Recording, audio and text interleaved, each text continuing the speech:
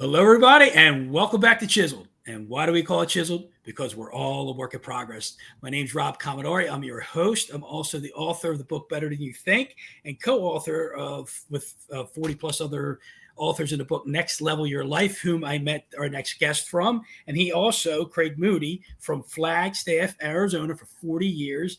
He has written or been a co-author in two books, Next Level Your Life, like I just mentioned, and Think Big. And we're going to hear a little bit about how Craig's thinking big. So we're going to talk about that. Craig's a business coach, a writer, and a speaker. He's built and led successful businesses from scratch, including one he's doing now with his daughter. He's honed his skills through the John Maxwell team, Darren Hardy High Performance Forum, and I know he's tied into Kyle Wilson's inner circle, whom we've had a few podcasts with some of the guests from Kyle Wilson's group. And Kyle Wilson, as people know or don't know, was Jim Rohn's 18-year business partner in his business. So again, Craig Moody, I am so excited to have you here today. I'm excited to chat with you and hear about your journey and have you share your message. Craig, welcome to the show. Hey, thanks for having me, Rob. It's a pleasure, man. I know you just got off a weekend with Kyle Wilson and his group, and I know that was filled you with energy. And so tell.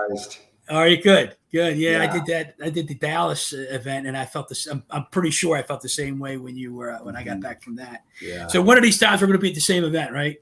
Yeah, we will for sure.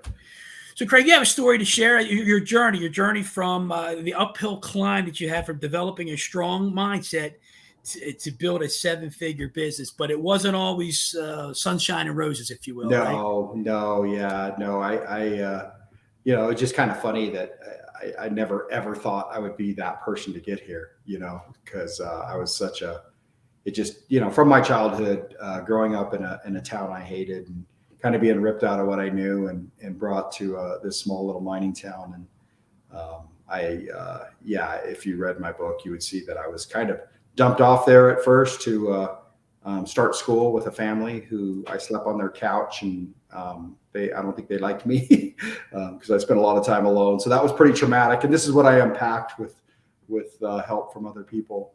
And and the first two boys that I met, I was so excited to meet new friends because I lost my good friends from Tucson, and I was so excited. The first two boys I met both challenged me to a fight right away, and I'd never been in a fight. I'm 6 years old, 5 years old, as far as I remember. So that was just a rough start, and then it just didn't seem like it ever really got any better. It was just this town had a black cloud over it. It was just, it was a mining town. They were on strike. There's too many cops. It was just, people were hard on each other, coaches, teachers. Like I just never really felt like I belonged there, So you're 6 years old. You get dropped off at your parents' friend's house or a relative? Yeah, my parents still had to move. They were down packing up, grabbed my little brother, packing up the house. But school was starting, and they thought it was very important that I was there for the first day of school. So I went to school, and they, so I remember they had a daughter and was quite a bit older than me. So I got to school with her and got back to the house and it wasn't long. It was like a week and a half, but still, it was my introduction to the town. So. And right away you get challenged to a fight, right? Yeah. First two boys. I'm so excited. I remember this. I never forget Gino Jorsa. He is this kid. He lived two doors above us. And I went up there. I was so excited. And I was just like, my mom had told me, hey, I saw some boys up there. I was like, I was so excited. And I went up there and I was like, all happy. And his older brother comes out and goes, go get him, Gino. And this kid comes running down and says, I'm going to punch you in the face. And I was like, whoa. It was pretty, traumatic at the time for a 6-year-old, this is not what I want. And then the same thing, we went to another house, and the boys next door immediately are like, we got to, you got to fight here.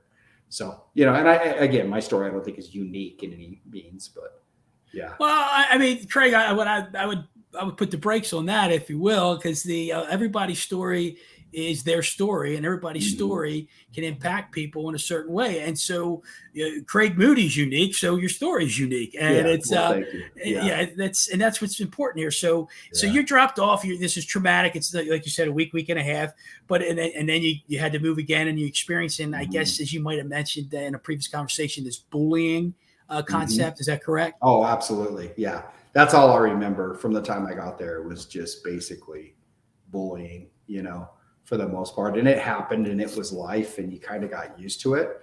You never really liked it, but I just wanted to be everybody's friend. I was kind of a chameleon. I really tried to latch on, and whoever was nice to me, I'd be nice to them. But yeah, bullying was definitely part of growing up in this small mining town. And it's not just me. I mean, like I said, I got friends, that have read my book and said, "Oh man, I feel your pain growing up there. It was rough." But, I did have an escape every year that got me away from that, I was able to leave. My mom was getting her teaching certificate. So we would leave for the summer and come to Flagstaff to Northern Arizona University. She was getting her teaching certificate, and it was just heaven. It was a brand new clean slate, like just meeting kids from all over Southern California and, Colorado and Texas and wherever. Yeah. And they'd come back the next year, and pretty soon you had a whole nother group of friends.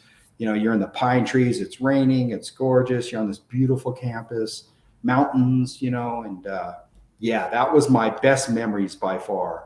Came from my childhood, came from growing up on the campus at Northern Arizona University in the summer. And that happened, what, 2, 3, 4 summers in a row? Oh, I want to say more like 8 or 9. Okay. Yeah, all the way up to high school. Like I just kept coming back. Like I did not want to stay, in that little town. I wanted to get the heck out.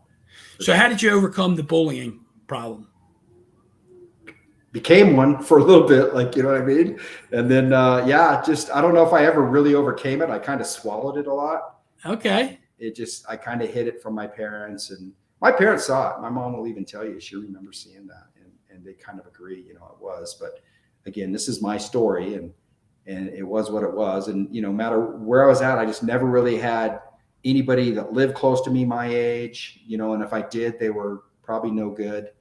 And, I just, everybody had older brothers, and I was just always like in the wrong place at the wrong time. Like I was the youngest guy, whatever. But I got bigger, I got older. You just start fighting back. Basically, you gotta stand up for yourself sooner or later. And once you start standing up for yourself, you don't get bullied as much. But at the same time, I would rather not. I would have rather not taken that path. It was kind of a forced path. Well, I mean, it is what it is, and you were where you were, but you're in a different place now. And you also talk about the time you're not in addition to the bullying thing, you went through a time where like you didn't have any money either, right? You were talking about that. Can you share a little bit about that? Yeah, so that was well after I had left high school, and I enrolled at NAU, and then college wasn't for me, and I had left and was just kind of cruising around. I was a Teamster for a while, speaking of bullies. I was in a warehouse, and I was jumping around with a job all over the state, and ended up taking care of my grandmother's house. She had passed away, and just in the Phoenix, I hated the valley. It's so hot down in Phoenix, Arizona, and I don't like traffic. I don't like big cities. I don't like that whole hustle, bustle, of commotion, but just hanging out with the wrong crowd, making really bad decisions, drove into, alcohol and marijuana and, a few other drugs, but, I just was making really poor decisions, and I was always broke, and it seemed like, and, I remember one time I, went to, withdraw money out of my account, and I was like, a withdrawal was $1.75. I felt completely depleted, and I went to the store from there, and I just remember going in, and I probably, looked like hell, I'm guessing. And I grabbed some top ramen. That's all I could afford. And I just remember the clerk just looking at me like, you are a total loser. And I was just like, you're right, I'm a total loser. And I was just like, I don't want to, I just went home that night and just sat there and thought about that stare I got and just kind of where I was at in my life. And I was like, I'm done, and I got a gun. I went and sat in my grandmother's bathroom, and just sat there and thought about it, and I contemplated it, and I do remember putting that gun to my head, saying, I'm checking out, this is it. And then out of just the most amazing thing happened at that point, and my dad's voice just said my name, Craig, just this painful Craig, and I was like, I thought for sure he was in the house, so I threw the gun down and I ran out and circled the house. It's an older house. You can just do a complete circle inside the house, and looked in the driveway, and he wasn't there. So I just kind of felt that was an intervention moment, and said, I got to get the heck out of here. I've got to leave this town. I got to get back to where I'm happy. So do you think it was your dad's voice, or you think it was God using your dad's voice? No, it was totally God's. It was God's voice. It was God's interjection using my dad's voice. It was a divine moment in my life that I'll never forget. So you're pretty much, I can assume you're at the bottom. You're at rock bottom there, right? I would say so. Yeah, for sure. I mean, leaving was huge. And I just said, I didn't want to be broke. So I went back and I got a job, and then I got another job. And then before I knew it, I had 3 jobs. So I was working nonstop, working too much, 7 days a week. At some point, you still need a break. And, and I just, whatever, I got into rock climbing and biking, mountain, anything to do up with the mountains. I started mountain biking and rock climbing and, just hanging out with friends, camping, fishing, hunting. I got into hunting a little bit too, and just found, some old friends and latched on and just kind of found my place, and really enjoyed that. So in finding whether looking forward to work, whether it was staying in nature, being in nature and hiking or hunting, were these the things you looked forward to? And were these the things that helped, I guess, create momentum for you to pull yourself out of that rock bottom position to start moving up in a good trajectory, let's call it? Yes, absolutely. It definitely helped. I was a self-sabotager, still was, I never could really keep like a girlfriend or anything like that. I think that they just, like I put on this front, and then once they peel back the onion and the layers, are like, this guy's damaged, So I kind of went through several girlfriends, and that was my big thing, was just, probably at that age, just trying to find somebody to believe in me. I did have some friends who definitely believed in me, but, I was definitely a self-sabotager, imposter, syndrome. And I just, went through all that. And I think I used humor a lot, and just, I found myself like cutting other people down. That's kind of where I came from, is like, if you got into a situation that you were, uncomfortable in, you just cut the other person down. So I had to realize little stuff like that to stop, doing. Yeah, I see that. Growing up, I saw it, and you see it now sometimes. People, people make themselves feel better by making other people feel smaller. Yeah, absolutely. And so that happens. So was there a person, or you said you had some friends, was there one specific person, or who was the one specific person that maybe like showed you that they cared about you and they really wanted you to do well and pull yourself out of that? Was there a trigger or one person? Absolutely. So there was actually a guy, it's kind of funny. He's from the same small area that I was from. He was in the neighboring town, and we went to rival high schools. But when I got to NAU, he was already there. And I didn't really know him. I knew who he was. He was kind of a big deal. They won 2 state championships in basketball. His name's Steve Vargas. And he just kind of always was like there for me. Like, he always believed in me. He really broke down a lot of walls and barriers, and I don't know why. I don't know what Steve ever really saw in me. And to this day, we are still just close best friends. And I love that man dearly. I don't think he'll ever know how much, that he really, truly contributed to my life. Do you still talk to him? All the time.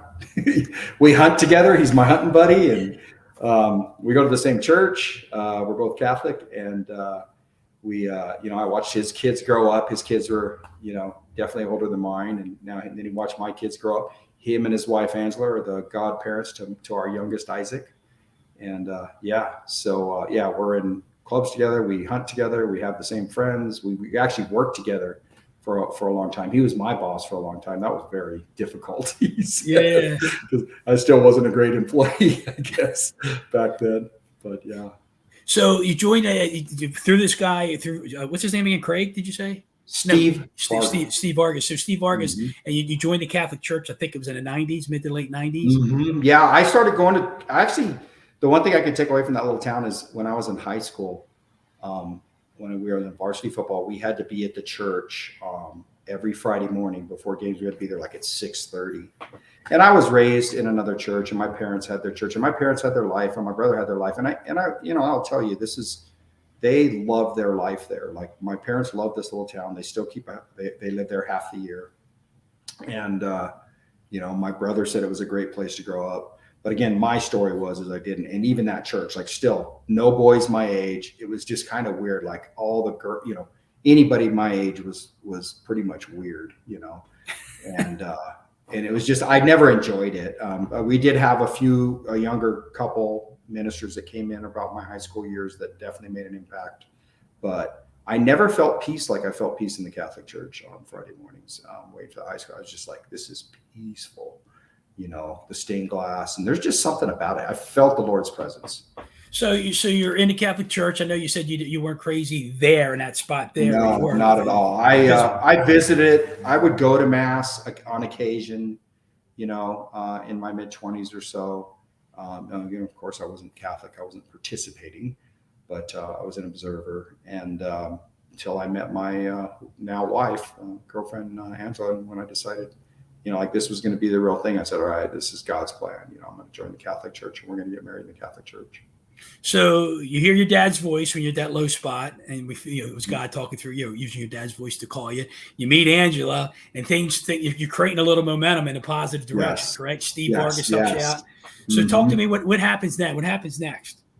So I was I was working all these jobs, and I finally got into a printing company, and I was working at a printing company, and I actually found out I had scoliosis. I had to get off my feet because we were working 410s. So the ironic thing was the printing company also had the catalog. They do sales there. They would take orders there. It was all under one roof here in Flagstaff. It was a national, or it was a large company that had several locations in the United States, but this was the only one like it. So I said, you know what, I got to get off my feet. And the only ones I see making money are in the outbound sales department. So I made a goal to get to the sales department. And that's how I met Angela. She helped me in the catalog. She's the one who actually trained me on the phones. And I finally make it into sales and start working with small business owners. I was a small business consultant, I would take care of anything they needed to order. Back then, everything was still paper, like checks and envelopes and letterhead and business cards and, receipt books. You'd go into a store and they'd write a receipt out, we just did tons and thousands of those types of things. And, we got into other stuff like software and shirts and clothing and everything. But, long story short is I got into outbound sales, and that's what I wanted to do. So I did that for several years.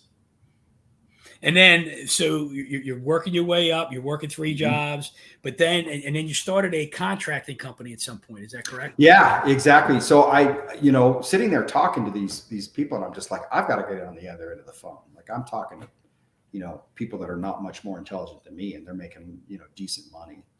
And I'm like, I just want to start a business. I don't know what I want to do, but I want to get into business. My brother was a businessman. He'd already been through a few businesses. So he was kind of egging me on. And my dad owned this office building down in that little small mining town. And I was down there one time and it flooded. And so we're like, what? So the bottom, it was kind of funny. You walk in on the main level, and then what you can't see is the below level where all the tenants are down there. And it was like had a foot of water in it. And so we went down there. We didn't know what to do. So we figured it all out, sucked the water out, just set up a bunch of home fans. We had fans blowing everywhere, what we were doing. And my brother was insurance at that time. And then he moved, he went across town, my brother did. And he called me and he says, you're not gonna believe it, this building flooded too. And so I asked him, I said, that is the weirdest thing. I've never heard of anything ever flooding. And now no, this is twice. I said, is there an industry for this? And he said, yeah.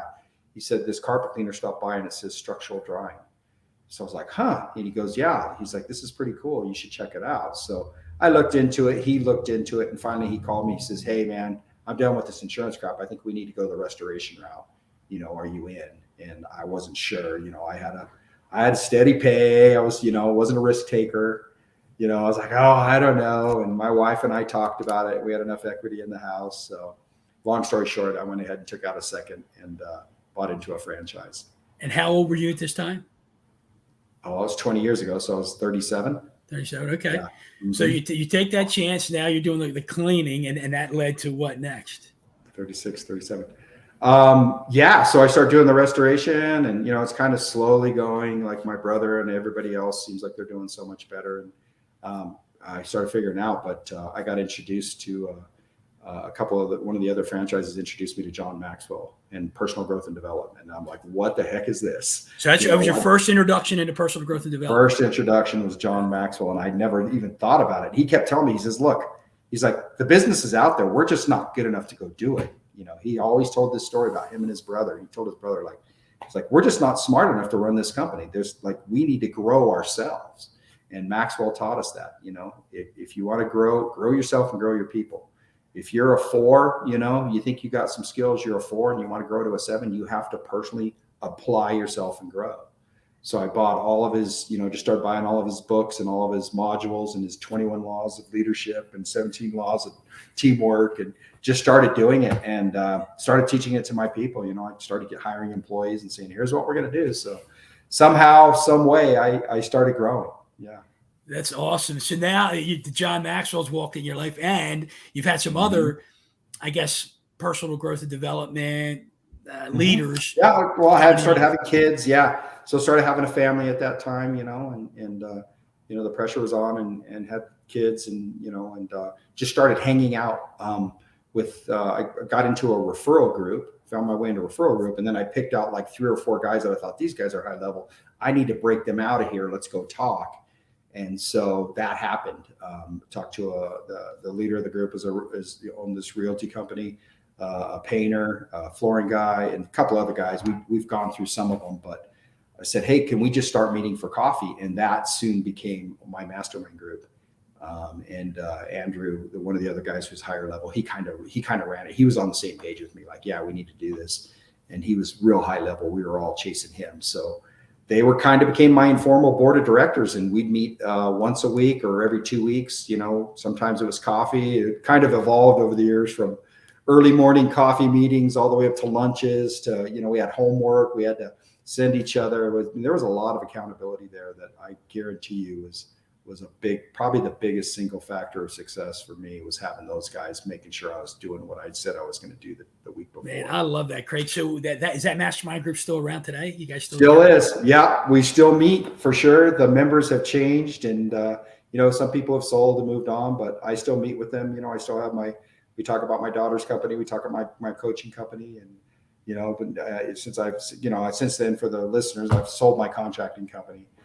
I actually ended up getting out of the franchise and started my own, and I sold that. I just, got to a point a couple of years ago where I was like, I can't, I don't want to do this until the next 10 years. I want to do personal growth and development, which there is no better way than business coaching. So the growth that I did from the, self-sabotaging kid, was God's plan, I think, to just put some resiliency into me and just to never give up. And business wasn't easy for me either. It went up and down, went up and down. It wasn't until about 2016, 17 when I really started to apply myself and get into Darren Hardy and, and just other people and reading books and whatever my mastermind guys were doing, and just really applying myself.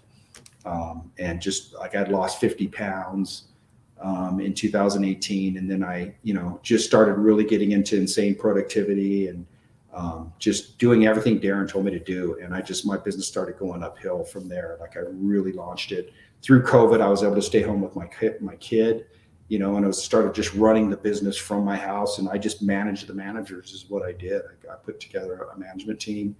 We just hired underneath it. I let them do their work. My job was to manage them and run the traction meetings. Got into EOS Traction, which is Gina Wickman. I highly recommend that.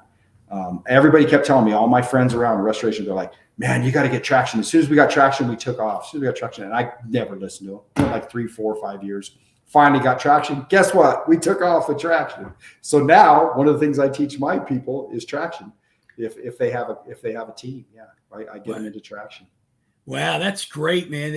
And Craig, it's funny. I was just watching you and listening to your energy. And when we started about the first part of this conversation today, there's some like low energy, and almost like you didn't want to. It's just you don't want to live that. It's but painful. It's painful. I don't even like to remember that part of my life. I mean, I don't go to my high school reunions or anything. And it's just, but what's good about it is like now I'm feeling your energy, and I'm seeing like you start talking about this personal growth and development, the mastermind, and where and manage managers or coaching managers, and your energy level just it's just going up. I love that. Absolutely. Right? And that's okay. Right? It's okay. That's you're an observer, Rob. Yeah. So talking like the mastermind thing. So I'm part of a mastermind group. We've been together for 12 years, and we followed Darren Hardy's Living Your Best Year Ever journal. So we follow that. And I know you're a Hardy disciple, if you will. Living Your Best Year Ever, Hero's Journey. I highly recommend Hero's Journey. And again, just, for those people who are kind of stuck and not sure what to do, insane productivity and ludicrous productivity. The Sunday planning system is huge. Very like getting organized and knowing what to do with your time. Like I just constantly, I'm like telling the people that I coach, so we spend a lot of time working on what they should be doing. A stop doing list is huge. Yeah. You know, there's Talk just, to me they about don't that. know. Talk to me about that real quick. To stop doing What this. it's just, as you're hiring people, you know, you just have a tendency to kind of keep doing stuff that they, you know, could be doing, but you just don't know when to hand it off, or you enjoy it, you know, or you're just getting in the way. And there's just some things that it's just hard to stop doing, like stop, you know, getting the trailers to the job sites or whatever, if you're a contractor, put it that way. Stop doing the dump runs. Stop, you know, doing the hiring. Like I got to a point where they were doing all the pre-interviews, and if they had a rock star they wanted to bring in, you know, I would talk to them. And again, if it was just a laborer, I didn't really care. But, you know, there's just a lot of this stuff. Like, I'm not going to sit there and check, you know, my job was to see how much money, you know, where's that dollar coming from, the marketing and the checkbook. You know, it's like, how much money's at the end of the day? Where's that dollar coming from, and how much is left? What's my net profit? So mine became financials. I really dove into my financials, which is a big part of my coaching program. It's just understanding. That's your scorecard, man. Like, the majority of my people that I talk to have no idea what their financials are. They don't get it. They don't understand it. They just collect money, pay the bills, hope there's money left over, pay their taxes, and move on. You know, Sometimes it's a struggle. Sometimes they're broke. They're in debt. They have a lot of, you know, credit card debt. And sometimes they're ahead, but they don't understand why or where all that money's coming from. And I didn't either. So as soon as that really took off for me, you know, 10, 12, 13 years ago, whenever that was like, okay, I got it now. And I spend every day just looking at my financials. You know, what I hope some people take from this is, like, you were a guy that you were at rock bottom, and it didn't take long when you started digging into yourself, making yourself better, improving yourself. It didn't take long once you started doing that for you to hit another level. And then you have so much momentum behind you now, and things are going great. And by the way, you built this really nice business, and you sold it. And now you're doing some of the things you love. So I got some questions here. Talk to me a little bit about your coaching company. Are you coaching businesses? Are you coaching individuals? Are you coaching leaders of businesses? What's that look like? Everything. Yeah. So, I mean, I'd done it for 20 years, and I was able to grow the company to a large level. And I just was, you know, I was just getting burnt out, and I was like, you know, it's a 24-hour emergency service, and it's 7 days a week. And, you know, you just never really can relax. And I was just at a point in my life, and I'm like, do I really want to do this into retirement? And I can tell you right now, Rob, if I would have been able to do that into retirement, I'd probably be sitting a lot better off financially. But there's only one life to live. You know, we're not guaranteed how many days we're going to be here. And I just could not sit there and tell myself that, you know, he with the most money wins. It just wasn't my life. I want to do something I enjoy. You know what I mean? I got 10 years left that I really needed to work. And you know, I was able to sell the business, put a decent amount towards retirement, and remodel the house, take some time off, and just start putting irons in the fire and see what got hot. My daughter and I started blowing her business up at that time, and it's still doing really well. And, you know, just enjoying it. And I just started coaching others for free on the side, you know, and just enjoyed it. I enjoy coaching so much. It is the best thing when just sitting here. And now as it's growing, and I have all these people calling me, these men and women calling me and coming to me, and just, you know, I enjoy it so much. It's so much fun. It's, you know, it's much easier, you know, doing it this way. I could still coach from anywhere. Thanks to this, you know, type of technology. You know, there's no better technology than right now. And it's just to see their success and being able to measure it with them and watch them grow has been so much more rewarding than growing my own business. I can tell you that. Well, I mean, I can see how fulfilled you are and how the joy it comes across your face. I mean, it's great. So let me ask this question: the spirituality piece and personal growth. Do they work together? Is there a absolutely there? Okay, how do they work? Well, together? There's something what we call the balance wheel that we work on, and it's just kind of, you'll notice it. But, you know, you got your financial health. You know, you've got your personal health. You know, you've got your relationship with your business employee. You got your relationship with spouse and your family, you know, if you're a parent, and you have, you know, just, you know, and your mental health. And it's just kind of this balance wheel that you see things get flat once in a while. It's like, what is flat? You know, for me, it was always my health. You know, I was always overweight, and I still am, to a point, but, I'm constantly always working on it. I got workout here in an hour. I'll tell you that. So personal training in an hour. So constantly always working on that. But, and for one of the guys in my group, he ended up getting divorced. It was always his spouse. And for another guy in my group, it was always a relationship with his employees, and how they saw him. And another one, it was financial. And, it was just always, we were constantly always working on this. And, spirituality for all of us is huge. I start my day with 10 to 15, 20 minutes of just prayer. I have a Catholic app. I think you and I use the same one. And, I start with that and just meditation and just getting my mind right for the day. Start getting up early. Miracle Mornings. Yeah. Miracle Mornings was an amazing book. I highly recommend that. And that kind of changed my life, along with Darren Hardy's Compound Effect and just a lot of them. They kind of all came together. It's like, several books. But Hal Elrod is the author of Miracle Mornings. I highly recommend that. Yeah. Have you ever heard of the 5 a.m. Club? I have heard of it. Never read it. Yeah. Robin Sharma, I think it is. Robin Sharma. Yeah. I know. I was going to say that. Yep. Yeah. Similar to the Morning Miracle book too. Sorry. Miracle Morning. Miracle Morning. I'm sorry. Yeah. And I've read that book too. And I got that wrong. Hal, forgive me, Hal. Anyway, so things are going really well. And then you sell the company, you're loving this coaching and it's great to see. Cause I think one of the important points I heard there that you sold the company, well, and you might be in a better position financially now if you wouldn't have, but right. You're doing what you love. Right. You're doing what you love. Absolutely. Yeah, absolutely. I'm not, it's just kind of was like, the business is doing well. The people I sold it to have tripled the amount of employees as I understand it.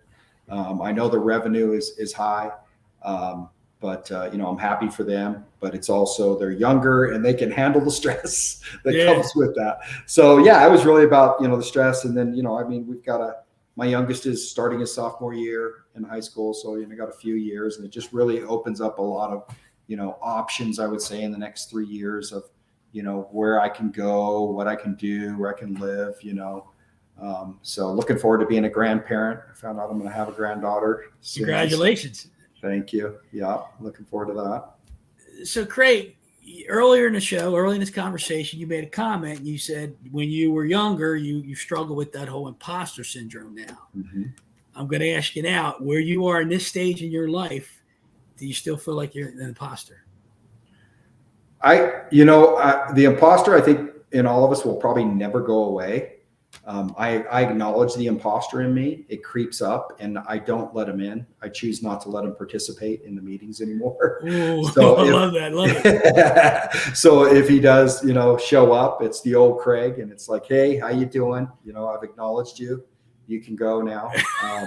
And I got to tell you a story. Because you're making me laugh because I have little Robbie. That's my imposter. Little Robbie. Yeah. Yep. So I say to myself, when I have those moments, right, whether it's imposter syndrome, insecurity, or whatever, I go, little Robbie, thanks for showing up. Thanks for letting me know you're here. And now you can leave. And you basically said the exact same thing. Exactly. Same thing. Yeah. So we call him, one of my mastermind guys called him the inner Freddy in you. So it's Freddy from Nightmare on Elm Street. Freddy Krueger. So the inner Freddy in you, the imposter, the one with the negative Nelly, the one who wants to attack you, it's like devil and an angel, Yeah. And so which one, again, it's kind of like the story of the two wolves, the Native American guy who asked his grandfather, talks to him about the two wolves, and he says, which wolf is going to live? And it's like the one you feed. When you feed it's the most. The one you feed. Yeah. I had a conversation. I dropped my wife's car off to get an oil change this morning up the road. And I'm sitting there waiting for the shuttle driver. And I see this kid. He says, hey, how you doing? He's young. He's a salesman. He's got a hat on. And I was like, hey, how are you, sir? He's like, good. I was like, how's sales? He's like, I've been here a month. Like, how's it going? He's like, oh, man, it's so rough, And I'm like, yeah, but I was like, I was in sales for a long time. And I said, so let me ask you a question. I said, you probably talked to 10 people yesterday. He goes, yeah, sounds right. And I said, 9 of them rejected you, right? He says, maybe all of them. And I said, did anybody give you any time of day? Or he goes, yeah, no, actually, there was this one lady that I got her number. And that's cool. I said, so which one are you thinking about? You thinking about the 9 rejections or the lady who gave you the number? He goes, the 9 rejections. That's what I think. I was like, well, there you go, man. I said, you got to feed that one. And I said, you got to get really good at listening. And you got to, I just love it. Like I just real quick gave him a 5-minute coaching lesson and like, hey, it's not going to be easy. You got a lot to learn. So about asking the right questions, it's about solving their problems. You know, you become a problem solver. Don't become a salesman. Become a problem solver. You know, become a connector. You know, become a nice guy. Become that hub. You know, and it was just so much fun in 5 minutes. That's incredible, man. And so then just recently in the last 2 years, you've been a part of 2 books, correct? Yes. 2 books with Kyle Wilson. Yeah. I've been writing for years. I always enjoyed writing. And I had wrote several chapters, I would say. I wasn't sure where they were going. I found a lot of them were just kind of laws of success, that John Maxwell had, and, just little stories in my life that I could relate to, whether it was a law of decision-making or the law of humility or the law of consciousness or, whatever it was. I was just like, wow, this whole story I could put together for that. So been writing for years. And then, I heard Kyle on Brian Buffini, big part of my life, as far as other people. I've seen Brian speak a few times. I've listened to his podcast religiously. Love him to death. Christopher Lockheed, Follow Your Different is a big one. Guy Raz, How I Built This is huge. I actually started doing my own podcast. I've recorded 12 to 13 episodes and I got to the point where like, wow, this is a lot of work. So I said, I just put that on the back burner. I still have the episodes. I need to cut more, but I just really want to get the coaching program off the ground. I had 2 kids get married this year, so I'm full of excuses. But So, anyways, I still have that too. So, anyways, just the podcast and the people that have influenced me. I just thought I had to throw that in there. That there's a lot of people, and even like the women. I got to point out Brene Brown and Mel Robbins and at the table Patrick Lencioni. Yeah. Yeah. So it's funny. I've seen Patrick Lencioni, or if I'm pronouncing it right or whatever, seen him speak. I saw him speak not too long ago at a Buffini event. I saw Mel Robbins speak at a Buffini event. And just so everybody knows, a lot of times I'm speaking to realtors in this community of realtors I've met through Brian Buffini. But Craig is not a realtor, as you know, but he still listens to the Brian Buffini information. Oh, so much. Brian was one of the first real speakers that I saw because I met, Andrew, the realty guy. He took me down, and I want to say it was in 04 or 05. I saw him speak and was just blown away. Like, this guy's amazing. So I can't remember. It wasn't a podcast back then, but I listened to him whenever I could. I read his emails, whatever it was. And then his house burns down, right, in 05, comes back in 06, tells us all about his house burning down. And then he's also noticed that was the time he started figuring out that we were probably going into a recession, because he started asking the realtors, how's it going? Is the phone ringing? And the realtors are like, no, it's drying up. And they're all looking around the room. They're like, yeah. Everybody's like, yeah, I haven't gotten many of his calls. And he's like, oh crap, 07, 08, here we come. So he had kind of figured that all out. So he just guys, I highly recommend it. There's just, you can just grab so much from so many people. But Rob, as I understand, and I don't know, I'm sure the listeners know, but Brian Buffini knows who you are. Yeah, I mean, been part of his organization for 20 years. Exactly. Yeah, and he also used to read a little story that you wrote. In fact, he read that story both times, as I remember. So you were part of that. You heard that. Yeah. Wow. The ball story. I remember that story. It's so funny, playing catch. And I remember him telling me that story completely, sitting there. And then all of a sudden, here I am meeting the guy, Rob, and Rob and I, for you don't know, we've been talking. We talk about once a month, and like, wow, Rob, you wrote that story. That's so cool. Like, what a small world. That is great. Yeah, thank you for bringing it up. I was actually going to ask you that offline, off this podcast here, because as I was going to tell the listeners, you got to tell your story. Come on, Rob. Yeah, so I was part of Buffini for not even a year, and I come to find out first he's got he's got Buffini. For all the listeners, Buffini is an Italian name. But the first time I see him speak, he comes out and says, top of the morning to you, right? I'm like, what's he an Italian? Want to be, right? Anyway, so I get to go to a couple of his events, and I find out that, he's one of 6 kids, lived in a very small house in Ireland. And so an immigrant, right? His dad's an immigrant. And so, or he's an immigrant for that matter. And so then, right. And so, and he wrote the book Immigrant Edge, which was an incredible book that Brian wrote. But anyway, so I'm one of 7 kids, 2-bedroom house, 745 square feet. And I just felt this little something in common thing. So I tell him this story about when my dad and I played our first game of catch. I was 34 years old. I never heard my dad say the words, "I love you." I never heard, "I accept you, son." And I never played. And I was a baseball guy, and everybody else in my family was soccer people. And so what happened was Cal Ripken Sr. dies, and all across the Baltimore radio shows are talking about the relationship Cal and his dad had. And I'm like, man, I didn't have that relationship with my dad. I mean, he was working 3 jobs, supporting 7 kids, and a wife, staying at home raising these kids. And so it was June of 2001. It was June of 2001. And I'm like, man, all I want to do is play catch with my dad. If I could find that first glove he gave me as a hand-me-down for Christmas years ago, I'm going to give it back to him and ask him for a game of catch. So long story short, I start looking for that glove, and I can't find it for the next 5 months. It's 5 days before Christmas, and I'm sitting at my dad's house. Me, my mom, and him were sitting there. We're at the dining room table talking, and he had a hernia surgery just a week or 2 earlier, and he had to get something out of the closet in the basement, and he asked me to get it out. And at this point in time, I'm like, this glove ain't happening. I'm not playing catch, right? So I go down the basement and go into this closet, and there's this box he wants me to pull out, and it's like the box is as wide as a doorway, so I got to go in like a forklift, like I stoop down, put my hands on each side of the box, I raise it up, and I back out and turn, and I'm like, oh my God, the glove was under the box. Right? Unbelievable. Tell me that's not a God thing, right? And I'm like, holy cow. And so I'm getting a little choked up. I'm getting a little choked up now, as a matter of fact. And so I'm like, Dad, I got to get out of here. Can I take the glove? He goes, of course it's yours. I'm like, no, it's not. We lived in a house of hand-me-downs. I had written my sister's name on it, and I'd given it to her. He goes, get out of here. Take the glove, right? So I go home. I take the glove, and I sit in front of my laptop, and I start writing maybe it wasn't a laptop back then. It was a big monitor. But anyway, I start writing my dad a poem. And I write this poem about playing catch, and I want to ask you for a game of catch. And I mean, we're going, if you don't mind, I'll read it in a couple seconds here. Absolutely. But anyway, so I write this poem. I put it in a box with a baseball glove, wrap it up, and then Christmas Eve comes. And we're at my brother's house. Now, I'm one of 7 kids, a lot of people married, a lot of like nieces, nephews, grandkids, whatever, 30-some people in my brother's house. My dad's sitting by himself at the table, and it's time to exchange gifts. So my wife's sitting next to me, and I'm like, Dad, here, I'm going to put the box in front of him.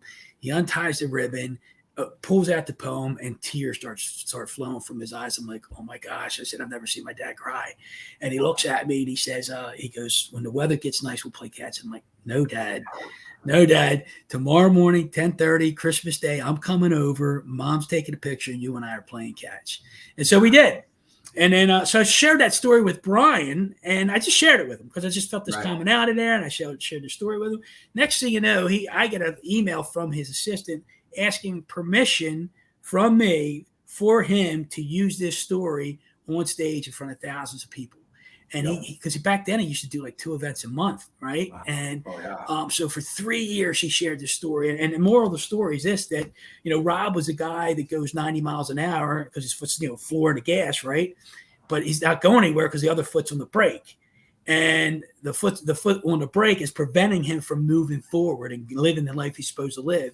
And the metaphor that we pulled out of this playing catch story is that when I was throwing the ball to my dad, he was catching it or accepting me. And when he threw the ball back to me, he was saying, right, I love you, son. I love you. And when Brian helped me see that, it helped me take the foot off the brake. And now I only got to go 45 miles an hour to move forward. Yeah. So, I mean, this podcast is really about you, Craig, and you maybe share that. But I mean, look, I don't know what kind of time you got. If you want, I'll read the poem. I want you to read the poem, please. The listeners got to hear this now for sure. And then we're going to finish up, and you're going to talk about how you're going to get chiseled in the future. So okay. so here we go. So I titled the poem "Some Catch," and it goes, "Hey, Dad, it's Christmas time again, and families all around the world are getting ready to share their Christmas joys. As usual, moms and dads get a list together from their little girls and boys. Some lists include such things as cars and trucks, while others include things like Barbie dolls and makeup. Boys will ask for video games and sports things, while girls may ask for dresses, clothes, and angels with little wings. You've been a dad for 36 plus years now and worked for 45 years as well. You've had the opportunity to raise 7 children, which is priceless, but I'm sure it caused all kinds of hell. I could not imagine how hard it must have been with all that weight upon your shoulders, Dad. But now I'm beginning to understand because I'm much older now. But I think now that I'm much older. But Dad, we're all older now, and most of us have moved away. Now it's time for you to have some fun because we all know you've earned your pay. If I could ask for one thing for Christmas, Dad, it wouldn't be not a house, not a car, not even a watch. All I want to do, Dad, is play some catch from the heart. December 25th, 2001.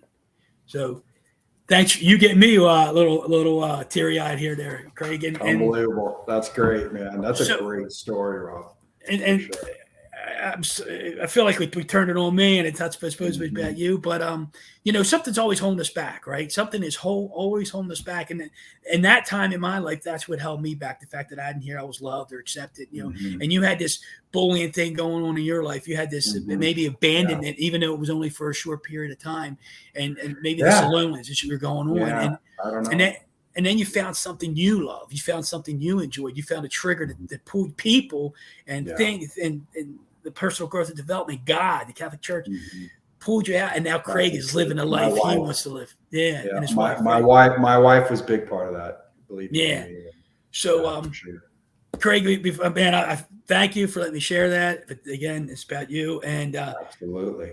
One question I got to ask you before we let you go here is, how much more chiseling do you got going on in your life? Hey, man, I'm all in on the future. I got my kids. It's just kind of an interesting dynamic. My oldest son was in the Army for 5 years. He's now out of the Army. He's just bought his first house. He's married, expecting a child. He's also a country music artist, which is really cool. And been following him around the state, watching him entertain. And then my daughter, of course, has her business here in town where she grew up, and I'm a managing partner with that. And I help her. Like, we have a big meeting planned Friday, and constantly hiring and looking at the numbers. And then my son, my youngest, keeps me grounded. He's a sophomore in high school. He's school starts a few weeks. He's been playing football and basketball all summer. He's just been at the high school. I keep saying, we're like, oh, it'd be much better this time next year when he's driving, and it's like, I don't want that. So it's just, he keeps me young. And so, as far as the business, I'm growing the coaching company to get higher level clients in. I'm speaking engagements. I've got a few speaking engagements booked now. And working on those, trying to empower other people. And then, I'm all in, and I don't know what the future is going to bring. I've got a lot of irons in the fire, the podcast and everything, but I just know that, if I am chiseling, I'm taking other people with me. Truly my passion and my mission is to just not let these people that I'm coaching have to make the same mistakes I did.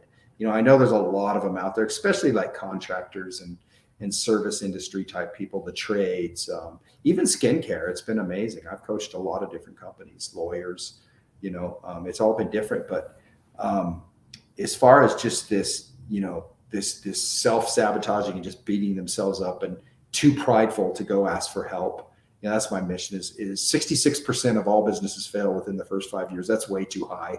I want to try and get it down to 65%, So I just think it's too much. It's just, we don't know what to do. There's no secret to success, but there's a lot of habits you can input, and it's just, you find the good ones and they listen to you, and it's just amazing how much progress they can make so quickly by hiring a good business coach. Yeah, well, good, man. Thanks for sharing that. I'm sure God's the source of a lot of that, right? Oh, absolutely. Yeah, for sure.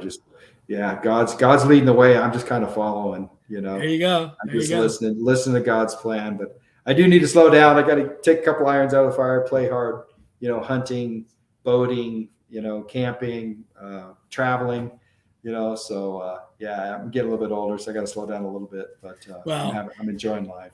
And that's the key. You're enjoying life right now. You're loving what you do, and God's working on you, and He's chiseling you into the best Craig Moody that you're supposed to be. And I can't wait we're going to be, in touch with each other for years to come. Now I'm looking forward to see where that takes you. Absolutely, Rob. So Craig, my pleasure. And before you go though, if somebody wanted to get a hold of you and chat with you, how would they get a hold of you? CraigMoody.co is my website. CRAIG Moody.co. It's not the com, but just CraigMoody.co. There's a form you can fill out there. So that's the easiest way. My email is Craig@thebusinessclimb.com. I'm sorry, Craig@thebizclimb.com. That's an easy way to get a hold of me. So I'm on social media, thebusinessclimb.com, or just the Business Climb, the Business Climb, sorry, on Instagram, Craig Moody on Facebook. LinkedIn is a good one. There's plenty of ways. You don't have to be a genius. You just got to have an internet browser, I think, nowadays to find somebody. So if you look me up, CraigMoody.co, please go to my website. You can read, hear about my books and my coaching program. I would love to, talk. It's, didn't cost any money just to see if we're a good fit. We can talk, and put a plan together and, see if we're a good fit. Love to help you. Well, Craig, man, you've been an inspiration to me. I'm sure you're going to be an inspiration to many others that listen to this podcast or the show. And I thank you. And I thank you for your time, for your authenticity, and for your transparency. It's been great. And you're going to help somebody. There's no question about it. So, the pleasure's been all mine. I've enjoyed this very much, Rob. Thank you, buddy. Well, look, until next time, everybody, let's go get chiseled.